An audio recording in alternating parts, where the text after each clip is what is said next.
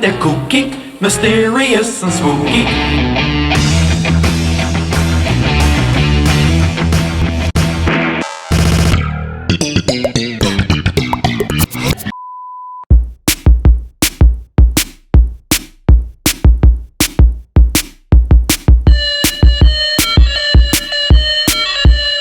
I'm Federico.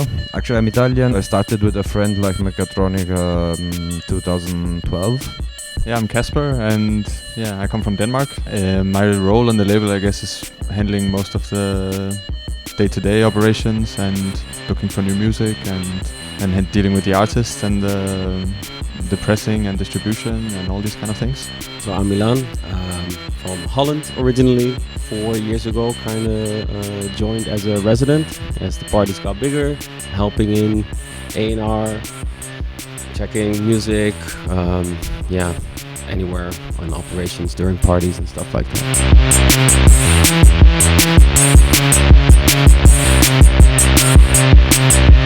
Actually, Dani is the fourth guy of Mechatronica. Is the guy who used to play live, and he's even the guy in charge of a lot of the graphic stuff with his brother. He started to play with Game Boy, and then now he's playing more like with synthesizer and drums and releasing on label himself. That was missing a little bit electro in Berlin, and at that time we thought it was good to have like an open then collective in which everyone can share a little bit the passion for the music.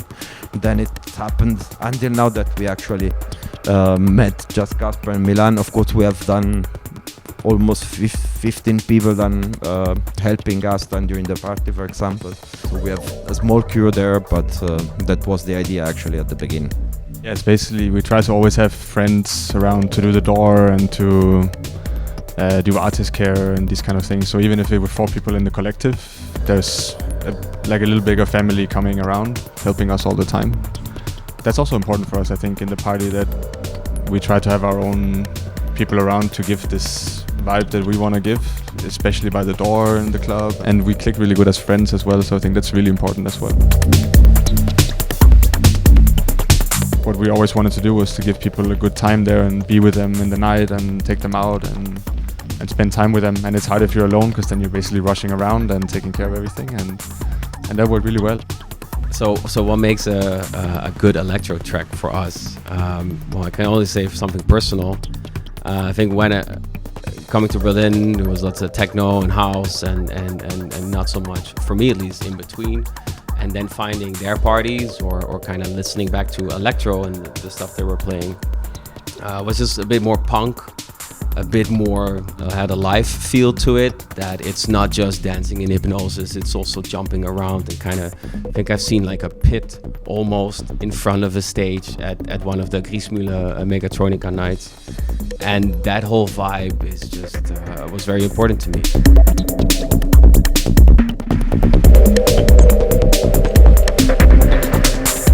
If you can create an atmosphere and create huge sounds with just machines, that's personally something very beautiful, I think, and something that I like to dance to. There's always a lot of bass in electro when I first came into it. That's what sucked me in the beginning, I think. But then after a while, I developed the taste a bit, and you get tired of some styles of electro. But another side of it, I think, that maybe has less to do with the sound is also the aesthetics of the sound. Like, I was always into sci-fi and dystopian sounds and technology and these kind of things, and a lot of electro really creates these soundscapes.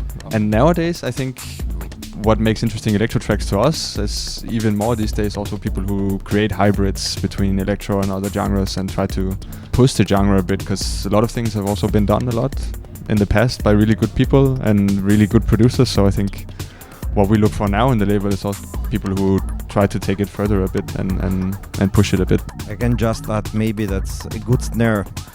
Snare.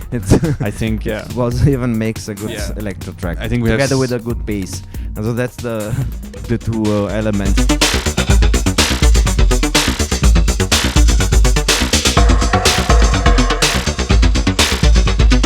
The way we look for artists changed over the years a bit. In the beginning, we had access to a lot of artists through the parties, basically, and we met a lot of people, so we chose the ones that we had a good connection with and who produced nice music.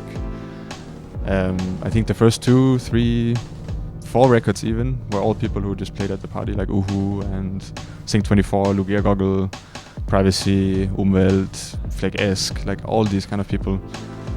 And slowly we also started looking a bit more and we started receiving more demos from around. So spent a lot of time listening to music from people who sent it to us and made kind of a deed out of also getting back to these people and thanking them. Like, hey, thank you for sending this music.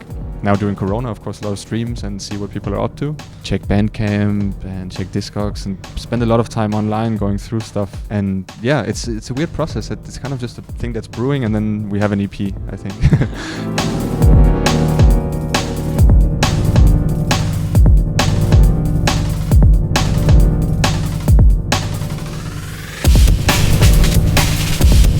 Mechatronica vibe was more some disco would be between new beat and Italo, industrial, Cosmic, and weird. Cosmic sounds, I guess. EBM as well, synth and wave. All these genres that were kind of around electro that we have been playing anyways in our sets, and we didn't really fit the main label so well, so we wanted kind of an avenue to push this.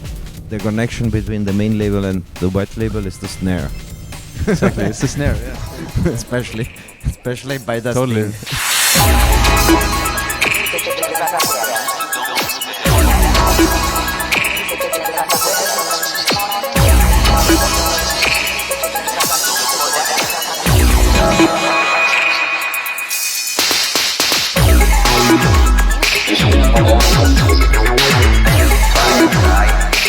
That whole like roller coaster is just amazing to me. And when we got to close the party off just together, just playing all 3 of us, and it's just like the after-hour sets that was like 7 hours, and where one starts 2 hours, then the other person comes an hour later, and then the other person comes, and then we play together until 10.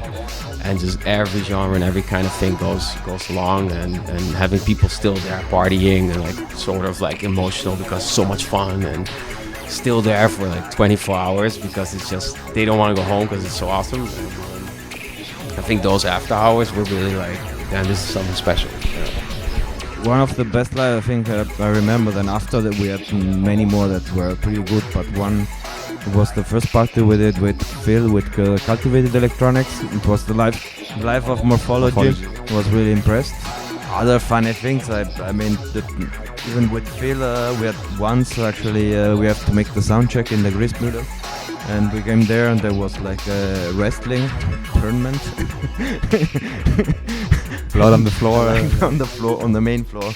People bleeding still, and we were like, okay, what's going to happen? Yeah, there were always some funny things, and even all the times that we had like stressful situation because we booked many people from abroad, and then we have to pick them at the airport, and then with flight or luggage lost, or and every time you don't know if he is arriving on time to do the sound check and move stuff, but yeah, I think the best thing is always the feelings. At some point everyone is there, everyone has the sound check, or after some point, okay, we had break even. Now you can you can chill, and of course then I think the best moment after this feelings. Okay, we had a nice party, people were happy, artists were really happy, and we didn't lose money, and so it's and that was the best moment, I think.